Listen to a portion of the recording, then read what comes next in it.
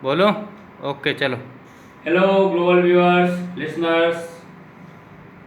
Friends, fans, YouTubers, मेरे समर्थक गण, जनगण मन, आज सभी वैश्विक लोगों को मैं आज विशेष रूप से दिनांक 9 जुलाई 2017 गुरु पूर्णिमा के दिन संबोधित करते हुए घोषणा करता हूं कि जनवरी में नववर्ष 2017 की शुभकामनाएं देते समय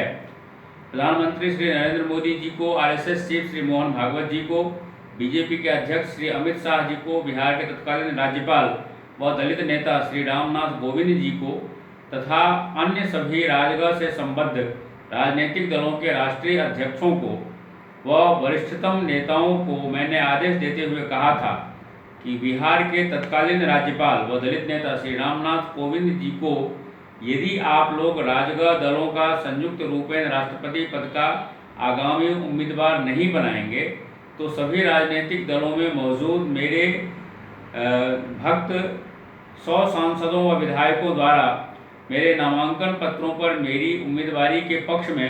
प्रस्तावना युक्त व समर्थन युक्त नामांकन पत्रों पर हस्ताक्षर कराकर चुनाव लड़कर मैं स्वयं भारत का राष्ट्रपति बनकर हिंदुस्तान को हिंदू राष्ट्र घोषित करा दूंगा। जिसके जवाब में उपरोक्त सभी नेताओं ने मुझे वचन दिया था कि अप्रैल तक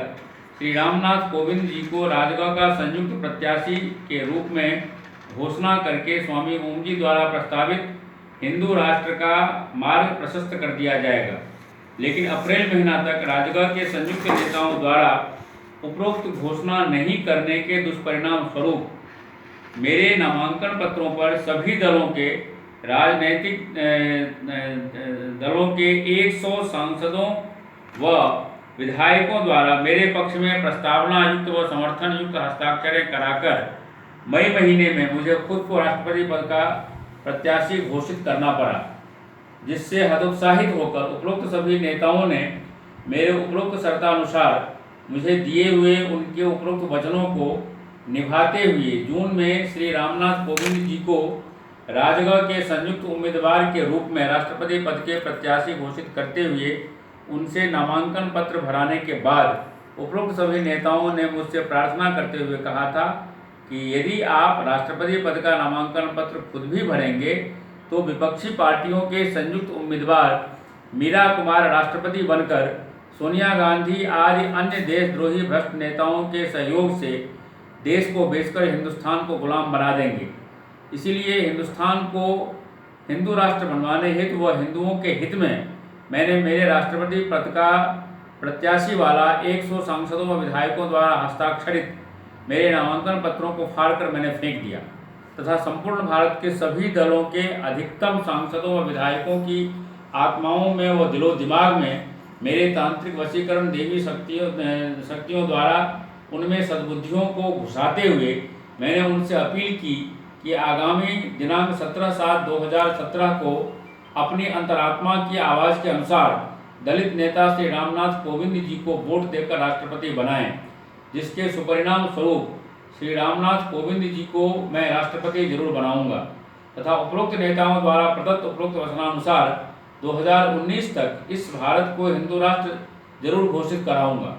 लेकिन यदि राजनीतिक षड्यंत्रानुसार मुझे धोखा देते हुए 2019 में होने वाले संसदीय चुनाव से पहले भारत को हिंदू राष्ट्र घोषित नहीं किया गया तो मजबूरीवश मेरे नेतृत्व में अधिकतम राजनीतिक दलों के महागठबंधन बनाकर मैं स्वयं 2019 में प्रधानमंत्री बनकर भारत को हिंदू राष्ट्र घोषित कराकर विश्व का सर्वाधिक शक्तिशाली देश हिंदू राष्ट्र मैं ही बनाऊंगा। और इसमें आप सभी वैश्विक दर्शकों का सहयोग बहुत जरूरी है। आप लोग सहयोग दे करके मुझे इस हिंदू राष्ट्र को बनाने में मदद करें, क्योंकि यदि ये देश 2019 तक हिंदू राष्ट्र नहीं बना तो आने वाले समय में ये देश गुलाम बन जाएगा। और उसके बाद जिस तरह से 800 वर्षों तक मुस्लिम मुगल शासकों ने हमारी हिंदू बहु बेटियों के साथ में बलात्कार किया, ईसाइयों ने, अंग्रेजों ने हमारे बहु बेटियों के साथ बलात्कार किया, हमारे संपत्तियों को छीना, हमारे लोगों को की हत्याएं की, फिर से वही शुरू हो जाएगा। फिर उसके बाद दोबारा आपको मौका नहीं मिलेगा। और उसमें एक कहावत है अब पछताते होत क्या जब चिड़िया चुग गई खेत। जब एक बार आप गुलाम फिर से बन जाएंगे तो फिर दोबारा आपको आज़ाद होना इतना आसान नहीं होगा। आप 1000 साल गुलाम रहे हैं, इन गुलामी की पुनरावृत्ति मत होने दीजिए।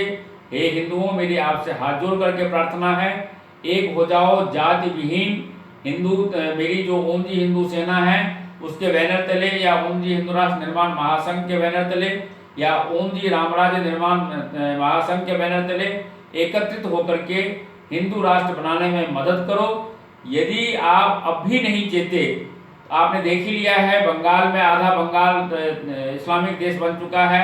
ऑलरेडी। मुजफ्फरनगर, केरला वगैरह जितने भी मुस्लिम बहुल जगह हैं वो सब मुस्लिम देश बनने की ओर अग्रसर हो चुके हैं। नॉर्थ ईस्ट में आप देख ही रहे हैं कि अरुणाचल प्रदेश, मेघालय, नागालैंड, ये सब ईसाई देश बनते जा रहे हैं। तो आप हिंदू लोग कहाँ जाएंगे? क्या समुद्र में छलांग मार करके सबके सब खुद को खत्म कर लेंगे? दुनिया का आदिकाल से सबसे बड़ा धर्म हिंदू धर्म है, सनातन धर्म है, और इसी धर्म से सभी बाकी पंथ निकले हुए हैं, चाहे जितने भी हैं, और वो सारे के सारे मैन मेड हैं, गॉड मेड नहीं है। सिर्फ सनातन धर्म और हिंदू धर्म ही एक ऐसा है जो सृष्टि के आदिकाल में, जैसे मेरा नाम है ओम, उस वक्त जब सृष्टि प्रारंभ हुआ था तो एक ही कॉस्मिक साउंड निकला था, ओम, और उसी से सनातन धर्म की उत्पत्ति हुई, उसी से वेद की उत्पत्ति हुई थी। तो ये गॉड मेड सनातन धर्म है, गॉड मेड हिंदू धर्म है। हिंदू धर्म को, हिंदू देश को बचा लो, नहीं तो फिर पछताने के बाद कोई मौका नहीं मिलेगा। आपके पास में एक चाकू भी नहीं है, विधर्मियों के पास में सारे आग्नेयास्त्र हैं, आप कहाँ से मुकाबला कर लेंगे? ऑलरेडी होने वाला है गृह युद्ध।